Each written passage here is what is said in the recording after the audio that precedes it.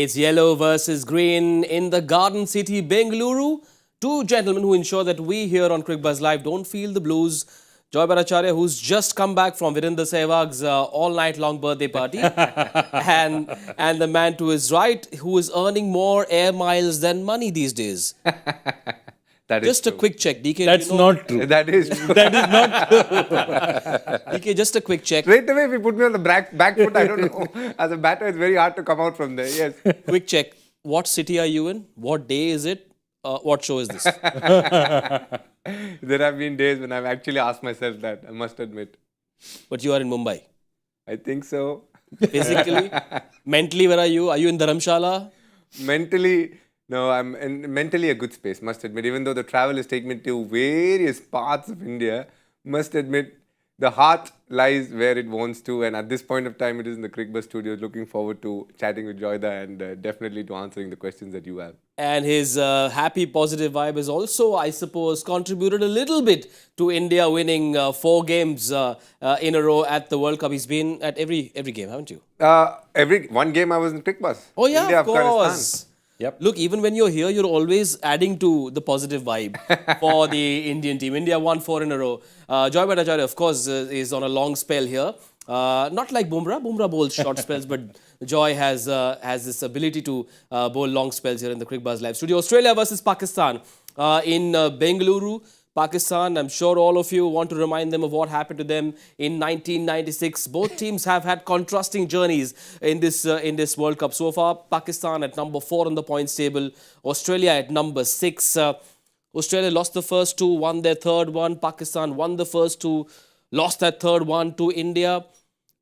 Which team is in a better space right now? It's tough for Pakistan to recover from that rude shock against India. Australia also not looking the same, DK. Look, I'll say this at the start of the show, and it's a bit of a bombshell, I would think, what I'm going to say. The team that wins today, I think, in many ways will qualify for the top 4, according to me. And the team that loses, I think, will lose in the race to qualify. And I say that because both teams are playing very contrasting cricket. Australia have lost 2 at the start, then bounced back to beat Sri Lanka. Not in the most comfortable manner, but just scratched through with their victory. Pakistan, on the other hand, had 2 comfortable wins and were looking good till they got annihilated by India. So psychologically, this game is a massive game for both these teams. The team that does well will definitely heave a sigh of relief, I feel, in this tournament, because they're always going to play a bigger ranked team, but this game in many ways will push one team out of the race a little bit. Australia lost to stronger teams in India and South Africa. They beat Sri Lanka in their last game, whereas Pakistan have won against relatively weaker teams and lost to a very strong India. Let's talk about Australia first, Joy. I mean, we all remember the dominant decade that Australia had. Finalists in 96, then winners, 3 World Cups. Where is that dominant Australia? What's happened to them? Have they come to this World Cup with the wrong squad? I think no. Firstly, they have had a lot of injuries. They've come in a lot of injuries. They've not had a consistent run. In fact, they've had their captain for 5 out of 15 matches. And, we've been talking about this. Pat Cummins is not your natural one-day bowler. Yeah. He's better. He's a great test bowler. He's probably one of the great test bowlers in history. The problem is, I feel that, he and, we've been talking about this before with Simon as well. Sean Abbott is probably a more natural one-day bowler than he. But what happens if you take Pat Cummins out of it? You can't, because he's the captain. Yeah. And if you don't take him as captain, the natural captain is Steve Smith. But as I said, everyone says Steve Smith can't be captain after that anymore. Yeah. He's been standing captain. So they're in a bit of a spot. I mean, and therefore Cummins getting wickets probably would have given them a bit of relief. But I feel it's disjointed. But remember one thing, this is Australia. They have very good individual players. They have lots of all-rounders. One big win and they're back on track. We'll talk about team selection as well. But just a quick one, DK. When I said wrong team, I meant their spin attack. I mean, you're playing a World Cup in India. You've come here with only Adam Zampa. You're firing from all guns, I see straight away. I understand. The answer to that should be, what could the selectors have done differently? That is very, very important. Very interesting playing 11 here. And if you notice, they've gone for the stock standard 11. And I said interesting because, yet again, we are seeing a team with just the one spinner. Yeah. Okay, and we have Glenn Maxwell, who's their stand-in bowler, apart from, I mean, he's a part-timer who's bowled brilliantly. Yeah. Now, what are the choices they have? If you look back to what Australia has in their kitty in this World Cup, they're just carrying Jason Sangha. Now, I don't think they have complete trust in Jason Sangha. Tanveer Sangha. Tanveer Sangha, I'm sorry. Jason Sangha is his brother. You're right, Tanveer Sangha. Yeah. Other than that, if you look back what they have in the reserves in Australia right now, they have Matthew Kuhneman, who had a good tour to India in the Test cricket, but he's not played ODI cricket.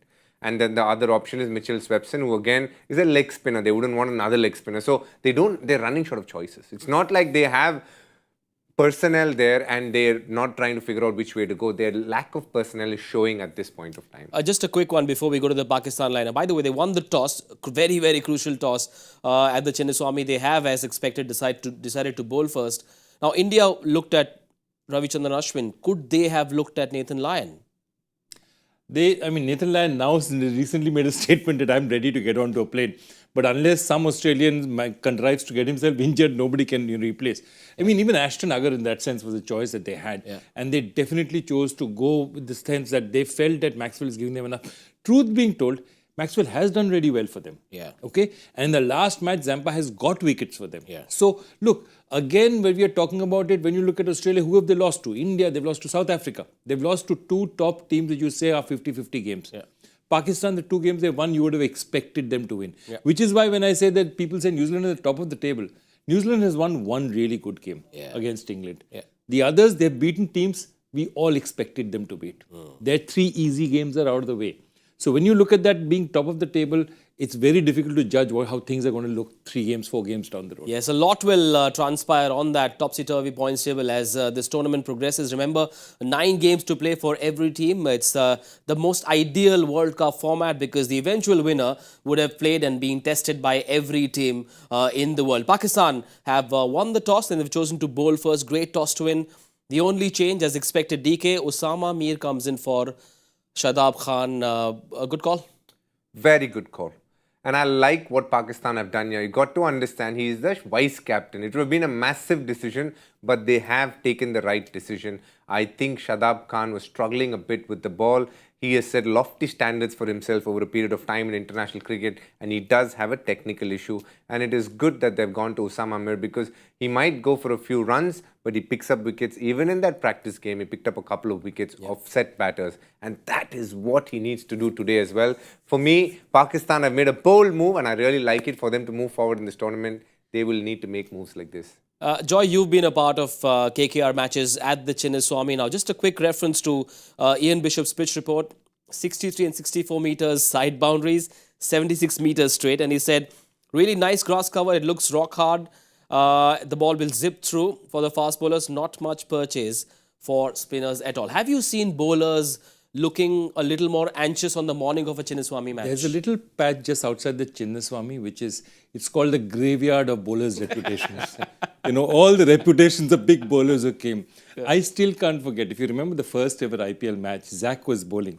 Yeah. And he bowled a beautiful ball to McCullum, who had not yet settled. And when McCullum doesn't settle, what does he do? He charges the bowler. So he charges the bowler, takes a top edge, and it flew through the third row. After that, the look on Zach's face that, where am I come here to bowl? The boundary is that close, the ball flies. So yeah, it's one of those places where, which is why you rate Yajuvendra Chahal so high. And those pitches he managed to play his way into India contention. But it's a most difficult place, and he'll know it. How many? I'm just wondering about the number of bowlers he has sent out of the ground in that stadium. Yes, DK, our resident Bangalore expert, give us your own pitch report, your own ground report. It's very interesting that this topic comes up because for the bowlers, it is a given that it is very hard. Also, a lot of the time, in T20 cricket more so, middle order batting is not easy because the moment you're walking in, you need to keep up to a very high run rate. And then you need to take risks for that. So that's why you've seen very few middle order batters be successful in Bangalore. In T20 format, barring AB de Villiers, nobody for RCB has actually stood out over 14 years. So it tells you a story in itself. It's a very interesting place to be a middle order batter. Bangalore has, I've been told, 14 or 15 golf courses. Do they need a bigger stadium, a new stadium? Because bowlers go there wondering what will happen to their careers. This is a potentially a career-ending stadium. I love Bangalore, but I mean, have some pity for bowlers, yeah. It is a hard one to play, especially if the pitch is like what we've just seen today, and Ian Bishop just going all melodramatic over how good it's going to be for batting. Watson tapping the wicket and saying that it is rock hard. It is going to be a high-scoring game. And in these sort of games, I don't mind batting first, and I only say that because, yes, ideally you would want to bowl second, but why you wouldn't want is because once you get going and put a tall score, the pressure can get to Pakistan. When you say high scoring, not by other stadium standards, high scoring by Chinnaswamy would be what, 400? No, 350. 350 is what we're talking about. You know, we had the tight game in 2011 as well. That was a high-scoring Yes, we game. did. India, England, it was. Let's talk about the enforcer, the potential destructor in Mitchell Marsh. While Warner hasn't been scoring enough runs, Mitchell Marsh, 2 single-digit scores at the start of the World Cup, then found some form later on as well. This is what his numbers are in the first 10. Very important to set the tone against a very strong bowling lineup. Yeah, absolutely. And now that Travis Head is not there, he's playing just slightly out of position, but he's taking full advantage of it. And see, I'll tell you what, if you look at Warner's most successful periods, it's always been when he's had somebody at the other end who's taking risks and pushing things on, because Warner just likes to play safe, plays himself in, and then once he gets set, he's very good. So this Marsh and Warner combination can work really, really well for them as well. Yep. I think it's something. And he himself, I mean, he's a young man, again, great cricketing family. His father, Jeff Marsh, if you remember, was in that 87 winning team. So he'd love to do a father and son, winning the World Cup. And he has the strokes, he has the ability to... I mean, the big thing about Mitch Marsh is he's a big unit, and he works at the bowlers, and it gives you a little like Hayden. He's an intimidating batsman when he's there. Bowlers bowling at him get intimidated. And if he can sort of intimidate them for a bit up front, I mean, he's very important to their needs. DK, yesterday when Bangladesh batted first, they had 93 in the first 15. In the first 5, they scored only 10 runs. They hung in there and then the runs came. Does Mitchell Marsh look at a similar template, or does he say, I'm going to back myself, I'm the enforcer in the first 10, I'm going to go for it and charge down the track, hit a few airy-fairy shots, just go for it? What does he do today? He needs to go for his shots. And when I say go for his shots are ideally suited for power play, because he is someone, if you bowl up, he goes down the ground. Yep. Not many people can do it as consistently as a Mitchell Marsh. And then because he's born and brought up in Perth, the short ball and the pull that goes along with it comes to him very naturally. Yeah. So he is one of those who can be very hard to bowl unless there is swing.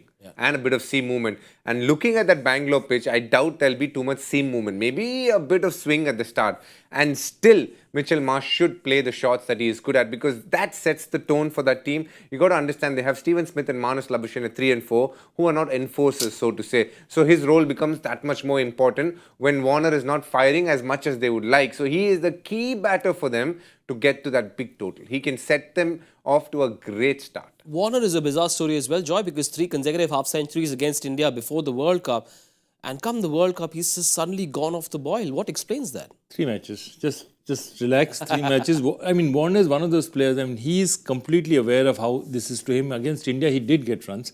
Last 2 matches, he'd be disappointed, especially Sri Lanka, because Warner is known to take a toll of, he's a guy he's like New Zealand. He'll punish bowling that he doesn't see, that they'll take advantage of it. And I think that's the thing, that Warner today will look at this track and say that, I really need to make myself count. So don't count out Warner. I think it's very early. You're talking about 2 innings and you're saying that Warner's not in form. I think his form, yesterday Bharat Sundaresan was reporting from the ground. He was looking in really good touch. He's totally ambidextrous, so playing left-handed, playing right-handed. So he's looking good. I wouldn't count him out as well. Again, this Australian unit, this is very early in the tournament. And Australia has pedigree. Just remember, they won a World Cup T20, which nobody expected them to win. Let's be honest, So that's what they are. When it finally turns out it's about the baggy green, they play in a different way. Is Bengaluru the best venue to find form again as a batter? Delhi may be a little better as we speak. It's a brilliant pitch to bat on. And most of the scores are high-scoring matches. Pune just happened yesterday. Quite the pitch to bat on. If you're a batter, you'd rather bat on Pune than in Bengaluru. It's got good bounce as well. Bengaluru at times lacks the bounce that you need to go aerial. So I would say Pune and Delhi are slightly better off. But hey, Bangalore is a good pitch as well for sure. No doubt about that. Steve Smith is another story because, look, I mean, while Warner isn't scoring runs in the middle order, you need Steve Smith, who is clearly their biggest batting superstar, to be among the runs. Now, one of the 4 have to click. In India's case, everyone's clicking and therefore things are going well. But when none of your top four are among big runs, it's difficult to win a one-day game. Yeah, I mean, you look at it, the irony of where Australia are is a player who will probably be sacrificed if, when Travis Head comes back, is Labuschagne. And I think he's got the most runs for them. And that's one of the problems that they're having, that you can't see Steve Smith and Labuschagne together is not the greatest set of people to have in a team like that, because you're playing a one-day international match. It's not a test match. So the problem is that I feel they lack a bit of that power out there, which puts a little bit more pressure on Maxwell. Yeah. But again, Maxwell knows his ground as well. So it's all a question of how well Steve Smith plays. And remember, Steve Smith has a good record out here. He scored a century out here. He has that ability. I think he'll enjoy himself batting out here. The question only is that they just need to get off to the kind of start that they haven't had so far in this. Now that we have DK, we've got to get him to decode what Steve Smith is doing. But before we do that, let's take a look at his numbers this year in ODI cricket. They aren't great by Steve Smith standards. Take a look at that. An average of only 25, just 200 runs in 8 matches, 8 innings. A poor strike rate as well. Now, of those 8 innings, DK, 7 dismissals were LBW, bowled and caught behind. Can that simply straight away be attributed to the shuffling he does in and around the crease? Unlike a lot of batters who have been legends over a period of time, Steven Smith is a very different batter. He has a lot of moving parts.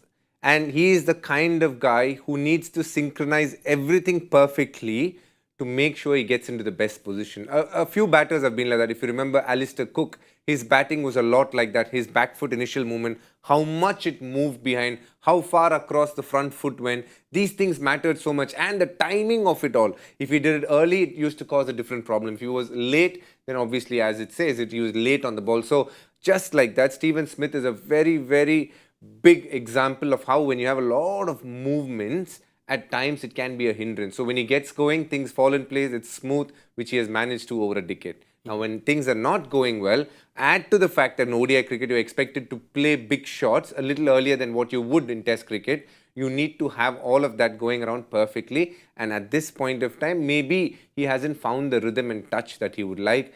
But speaking about what Joyda was saying, it will be a toss-up. He's saying Marnus Labuschagne might not play, but it'll be a choice between Steven Smith and Marnus Labuschagne in case Travis Head comes back. Because you get the feeling Travis Head, rather Mitchell Marsh will come down to 3. So the 4 spot will be a toss-up between Smith and Labuschagne. So it will become a case in point where one of the two, whoever is doing better, who feels they are in better rhythm, will make it to the 11. So Steven Smith has interestingly a lot to play for. A bit of an issue that he would have faced at the start of his career. Maybe a place in the 11 in case it doesn't go as well as he would like in the next couple of games. Joy, have you seen players curb their natural style of play? I mean, in reference to the shuffling Steve Smith does, have you seen players say, let me not overdo this, let me try and curb myself a little? I mean, he'll know this much better than me, but generally when shuffle and all is there, it's a trigger movement. And the second thing is, they have, all their lives, they have played a particular way and they've succeeded. Yeah.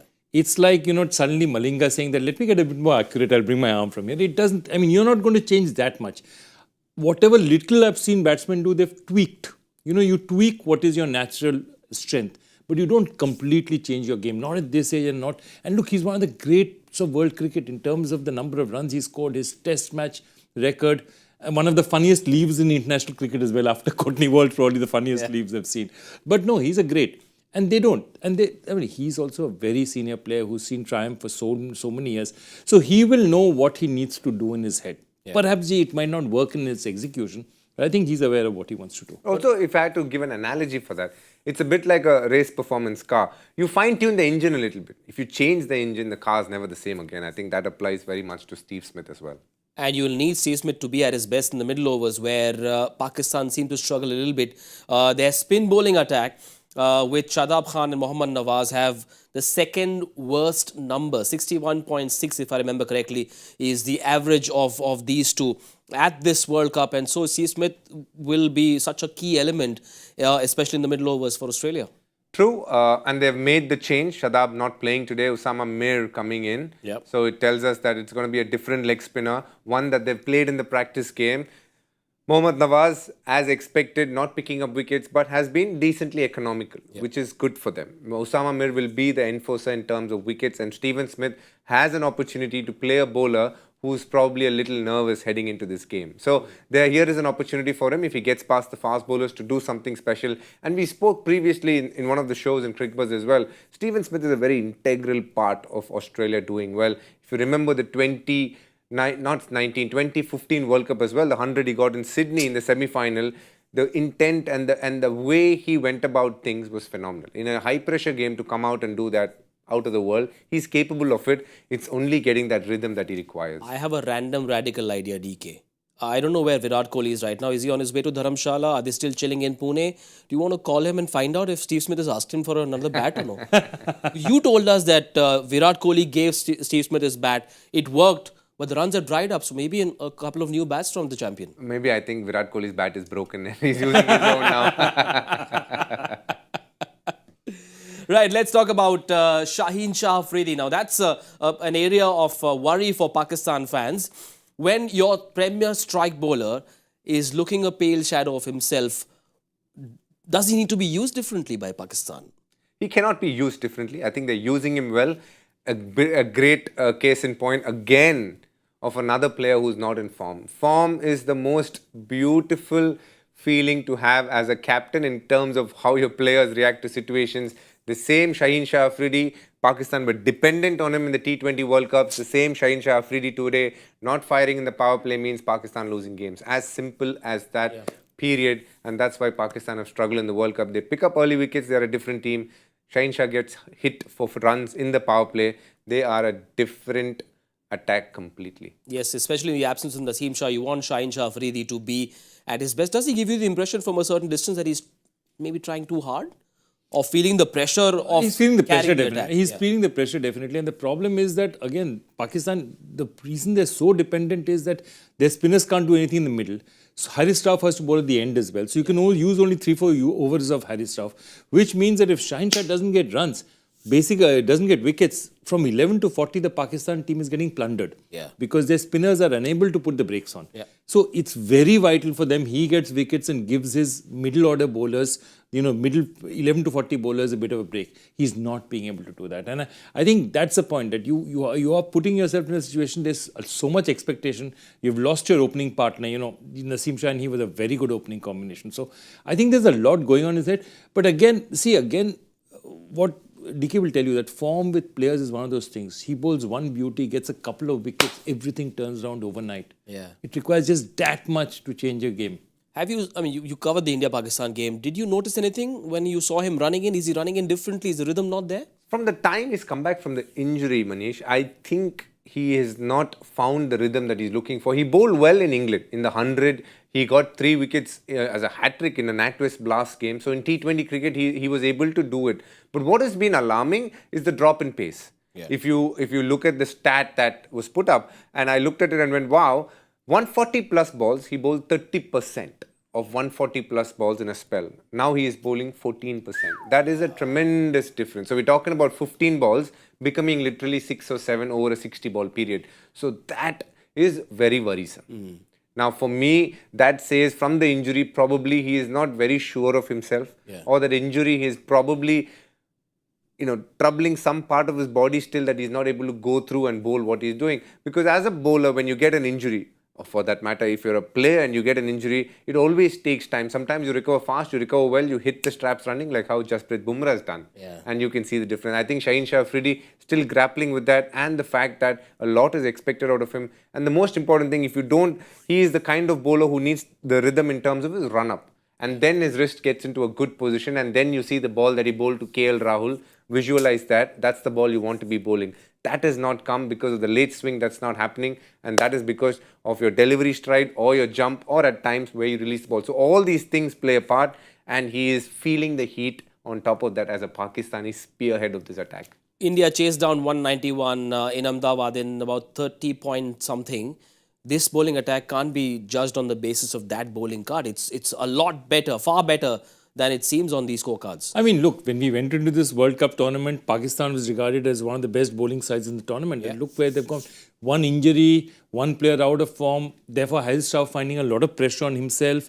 So all these things suddenly change, and your spinners are not doing anything for you. So I think that's the thing, that Pakistan need one good bowling day for them fortunes to change. Unfortunately, the Chinnaswamy may not be the best place to make a bowling comeback.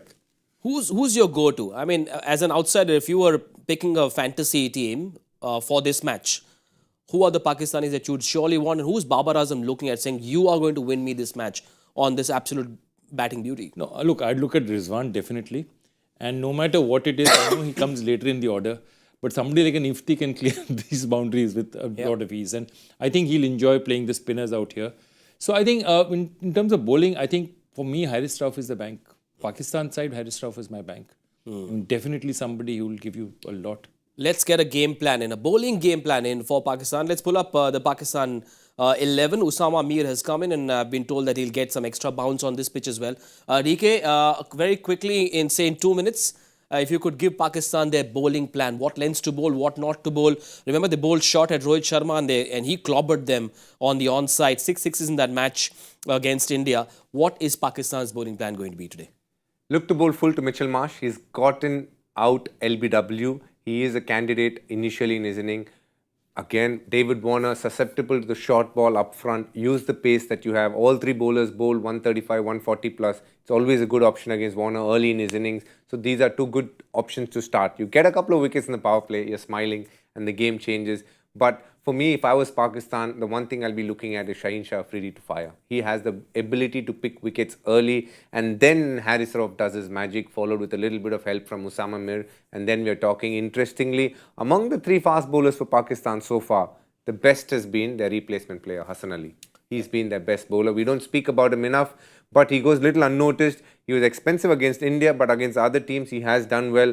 So he is another one who can pick you wickets, but it is Shaheen Afridi who needs to set that tone, which Pakistan definitely require. How about Osama Mir as a bait in the first 10? If Usama Mir is bowling the first 10, it means Australia have just rattled up the runs and Pakistan are already on the back. So back your strength, go with the quicks. 100%, at least for the first 7 overs, 8 overs, unless you feel the wicket is slow and the pitch requires a bit of spin. If you're bringing in because everybody else has gone for runs, then I think the answer is there in that itself. What do you make of Nawaz versus Warner as a matchup? Because we tend to talk about Ashwin versus Warner. Nawaz versus, I mean, it suits Nawaz because he's going to bowl left arm spinner bowling to him. He's going to, I mean, look, I'm not sure Nawaz is looking forward to bowling. Let's put it that way. See, this is that kind of game. And I think the point of it is that how much can Australia put? Australia, if they put 350, 360, then Pakistan will be under a lot of pressure. Because in the evening, probably Stark might get a little bit more. Again, what are you talking about? This is so far not been... But look at it. The last match, Bolt finally got a wicket, started looking like the Bolt we know. Yeah. So perhaps the left arm fast bowlers, opening bowlers, revolution is starting again. Because when the World Cup started, everyone is talking about which left-arm bowler do you have? You know, Shaheen Afridi, Stark, Bolt. So Fazal Haq Farooqi, there's so many of them. So I think now, hopefully, they're going to get a little bit more. In fact, the word out on the street was India doesn't have left-arm medium pieces. Oh, they're going to struggle. But interestingly, they have become the best bowling team so far. True. Well, there are all kinds of theories. Well, Pakistan have had a 5-day gap after that deflating, depressing loss against India. A couple of the players fell ill as well. A lot has happened. What can one do to sort of stir the pot and sort of relax the atmosphere? You need some kind of joker in the pack, don't you, in the team? It goes without saying. There's already a lot of pressure when you play a World Cup. On top of that, you're constantly thinking about cricket and thinking what to do next. How do we get better? How do we win the match? It's not going to help. I think there are moments for those. You earmark certain times during the day for that. The captain and coach taking a lot of that pressure. But other than that, you want a bunch of boys who believe in the team's ethos and beliefs that they had at the start of the tournament and in the fact that they can move forward in the right way possible. Pakistan is very capable of that. Pakistan is a team which can play very differently like how they did against India and put up such a good performance today that at the end of the show we'll be thinking, wow, where was this Pakistan? They are that kind of a team. So I just genuinely wish for the health of ODI cricket, Pakistan does really well because they are a great team to watch if they get going. Joy, Pakistani YouTubers aren't helping either. I've seen some reactions after absolutely. that loss. I mean, that's my point, that there are people going all the way and the kind of theories that they're coming up with is absolutely amazing. So my point is that, I mean, that's what, if DK would tell you that, cut the noise. If the one advice you give the Pakistan team is cut the noise, stop them from going on to any social media, just get out because if you think Indian commentators and Indian analysts give you trouble, you have to see the stuff on the other side of the border. But what they can do is watch Cricbuzz live. This is where all the insights are. This is where Joy Factor is as well. Joy, over to you. Okay, I've given you a very easy one this time. This is just a full toss, just gentle full toss, fastest swinger first. Who scored the most ODI runs for India without getting a century? DK. Oh, really? I have not said anything. I haven't scored a century though. I might be a candidate, but I don't know if I'm the answer though. Do you want to guess? Why are you putting him on the spot? The moment Joy says easy, I know it's a tricky one. No, it's not tricky. This is straight. It's actually straight. It's like think of a full toss outside the off stump in the Chinnaswamy Stadium. Okay, I think we'll have 3.5 hours to crack this one. I'm sure a lot of you will. So make sure you send in your answers if you want to get a thumbs up or possibly no flying kiss. No flying kiss. A thumbs up from Joy Batacharya. He wants me to do flying kisses. I'll make you run around trees the next day. I promise you that. We are done for the pre-show. No. Predictions. Oh, batting paradise. Garden City, Bengaluru, Australia batting first, sir. 345. Since he's going that high, why not? 320. No, I'll stay a bit more conservative. 320. 375. Wow. So now what's happened is, because he's under a lot of pressure, because we say he always sneaks in between, so he's forced to make these outrageous choices because he feels ashamed of coming in the middle. Because I know Mr. Bogle is watching. Yeah. He's told me to not play it safe. Thoda chance lena chahiye. So 375 it is for me. We are done. It's been a good conversation, gentlemen. We'll see you again at the 15 over mark on Cricbuzz. Combox to join us then. Bye for now.